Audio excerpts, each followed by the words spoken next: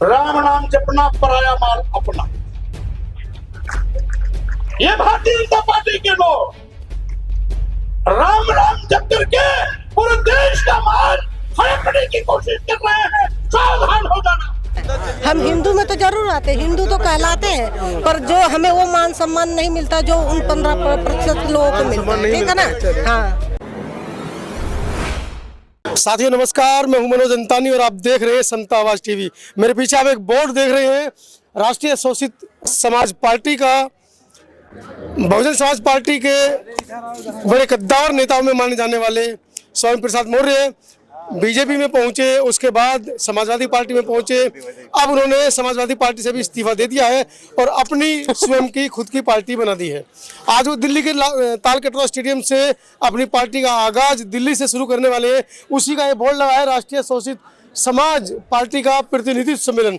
आज पहला सम्मेलन है और आइए देखते हैं क्या चर्चाएं हैं, किस तरह का शोर, क्योंकि 2024 का चुनाव बहुत नजदीक है, किस तरह का शोर मचेगा राजनीतिक हड़कंप में, क्योंकि ओबीसी समाज का एक बहुत बड़ा धड़ा उनके साथ है। जिस तरह से वो मुखर होकर पाखंड अंधविश्वास के ऊपर पिछले दिनों अपने वक्तव्य को लेकर वो चर्चा में रहे, चाहे 50 लाख रुपए का इनाम रखा गया उनके सिर को काट के लाने वाले के लिए, 25 लाख रुपए का रखा गया, तमाम हिंदू संतों ने उनके सर के ऊपर इनाम रखा है। आइए देखते हैं आज वो किस तरह का वक्तव्य अपने मंच से दिल्ली के इस तालकटोरा स्टेडियम से देंगे। वीरेश कुमार, कहाँ से आए हैं? जिला कासगंज। कासगंज से जी। वीरेश, आज ओबीसी समाज का एक बड़ा धड़ा हाँ जी, समाजवादी पार्टी से टूटा है और हालांकि समाजवादी पार्टी खुद ओबीसी समाज की ओबीसी समाज को प्रतिनिधित्व करती है, तो क्या वोट बैंक पढ़ पाएंगे, क्या रूपरेखा है, क्या आगे की कार्रवाई है? मेरा नाम वीरेश कुमार बघेल है जी। पार्टी से जुड़ रहा है, हमारी से वोट मिलेगा इनके लिए, बढ़िया काम करते हैं वैसे, ठीक है। तो क्या जरूरत पड़ती नई पार्टी बनने की? ये तो चलता ही रहता है, पार्टियां और भी बनाती रहती हैं। हाँ, तो इसलिए अधिकार है अपना अपना। उन पार्टी में थे लेकिन वो लोग सम्मान देने के लायक नहीं है, दूसरे को सम्मान देना नहीं चाहता है, वो अपने अपने को खाली सम्मान देता है। हमारे नेताजी राष्ट्रीय शोषित समाज पार्टी के नेताजी इसीलिए उग्र हुए कि हमारा अपना पार्टी हो और हमारा अपना कार्यकर्ता हो। अच्छा, पार्टी की विचारधारा भी तो कुछ होगी। विचारधारा हम लोगों का है जन जन तक जाना, गरीबों का उन्मूलन करना और जितने अति पिछड़े शोषित समाज को जगाना, और यही हमारा लक्ष्य है। ऐसे आदमी के साथ आप जा रहे हैं जिसके सिर की 50 लाख हिंदू संतों ने कीमत लगा दी। उनका अपना दायित्व है ये हिंदू संतों का, इन्होंने कोई गलत नहीं कहा है, रामायण को गलत नहीं कहा, लेकिन उसमें जो लिखा हुआ है उस चीज को गलत कहा है। लेकिन सोच अपनी है, वो 50 लाख क्या 50 करोड़ भी दे दे तब तक कुछ नहीं होगा। आपको नहीं लगता है इस देश को हिंदुस्तान कहा जाता है बार बार शब्दों में, कहते हैं हिंदुओं का देश है, और हिंदुओं से दुश्मनी मोल लेकर आप पार्टी बना रहे हैं? कैसे जीत पाएंगे? देखिए, हिंदुओं का देश है और हिंदुओं के साथ हम भी है। 85% हमारा आदमी है और 85% में हम लोग अपना पार्टी बना करके अपना आग्रह। 85% बार बार कहते तो हो, लेकिन वोट में कन्वर्ट नहीं होता है। कन्वर्ट हो जाएगा, हम लोग कोशिश कर रहे हैं कि 85% हम लोग सभी एक हो और फिर 15 को साइड करें। आज की जिस पाखंड अंधविश्वास की बात कर रहे हैं भगाने की, आपके ओबीसी समाज के 80 से ज्यादा बच्चे कांवेंट हो रहे हैं स्कूल छोड़ के। नहीं छोड़ के जा रहे हैं, लेकिन उनको अभी अपना समझ नहीं है। अगर समझ आ जाएगा तो वो सारे छोड़ के आ जाएंगे हमारे साथ। कैसे समझ में आएगा? क्या समझाओगे? कैसे समझाओगे? यही समझाएंगे कि पाखंडवाद में मत जाओ, अंधविश्वास में मत जाओ, ये सब सारे अंधविश्वास के काम है। हमारे बुद्ध जी ने कहा कि भाई अंधविश्वास को त्यागो, अपने आप को पहचानो, यही उनका कहना था और नारा था।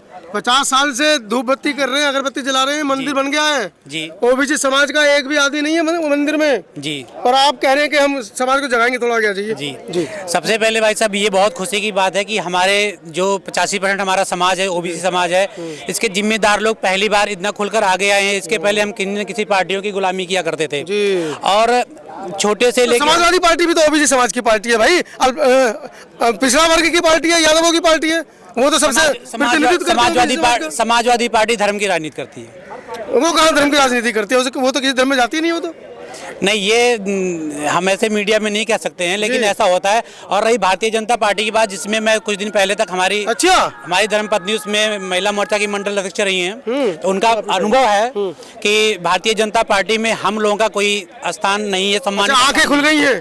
बिल्कुल भाई साहब, हिंदू राष्ट्र नहीं बनने देंगे हम। नहीं, हिंदू राष्ट्र नहीं बन। कोई ऐसा टाइम था कि हम उनकी विचारधारा से प्रभावित थे, लेकिन वहाँ पे अंदर जाने पे पता चला कि इनके यहाँ तो आरएसएस वाले कहते हैं कि हमारे पार्टी अगर किसी गधे को भी दे देगी टिकट तो उसे जिता देंगे। मतलब ओबीसी की तुलना गधे से भी कम हो गई। बिल्कुल सही बात है भाई साहब। तो ये कैसा मानते हैं आप कि ओबीसी की तुलना गधे से कम है? बिल्कुल हम गधे नहीं है, हम गधे नहीं है। बस जरूरत यही थी कि हमारे समाज के जिम्मेदार लोग आगे नहीं आ रहे थे और हमारे समाज में चेतना की जरूरत है, और स्वामी प्रसाद मौर्य जी ने ये बीड़ा उठाया है, हम उनके साथ हैं। अच्छा, पार्टी बन गई है, ओबीसी समाज की आपकी पार्टी बन गई है, अब कैसे समाज को जागृत करेंगे?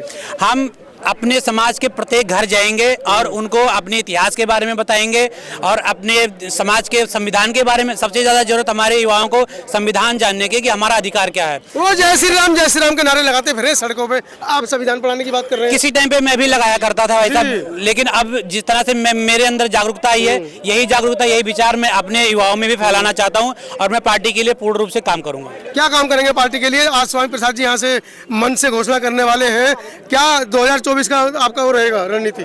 अभी 2024 वगैरह को लेके हम कुछ नहीं कह सकते, हम सिर्फ इतना कह सकते हैं कि पार्टी की विचारधारा को हम अपने समाज में लेके जाएंगे, एक एक घर तक लेके जाएंगे और एक एक युवा तक लेके जाएंगे। तो पुरानी पार्टी में जा सकते थे मौर्य साहब, नई पार्टी बनाने की जरूरत क्या थी? मौर्य साहब तो बहुत पुराने हैं, हम तो 4 साल में ही जान गए कि अन्य पार्टियां कैसी हैं। जी मैं सुषमा मौर्य। सुषमा मौर्य कहाँ से हैं? अखिल भारतीय चौहान पट्टी कौशलपुरी से हैं। पीछे बताइए, यूपी आजमगढ़ से हैं। आजमगढ़ से हैं। क्या सोचकर आए हैं नई पार्टी में? जमने में लग जाएंगे 20-30 साल? जी जमने में तो जरूर देरी लगेगी, पर हमारे आने वाली पीढ़ी को इससे हमें बहुत फायदा मिलेगा। किस तरह का फायदा? मतलब हमारे जो है कि अपनी सरकार होगी, हम महिलाओं का आने वाले समय में बहुत सारे सम्मान। अरे मोदी जी महिलाओं को मंत्री बना रहे हैं, आप पता नहीं क्या बात कर रही हैं। मोदी जी तो खैर वो अपने तरीके से कर रहे हैं, पर हमें अपने तरीके से। तो इनका क्या तरीका होगा? जो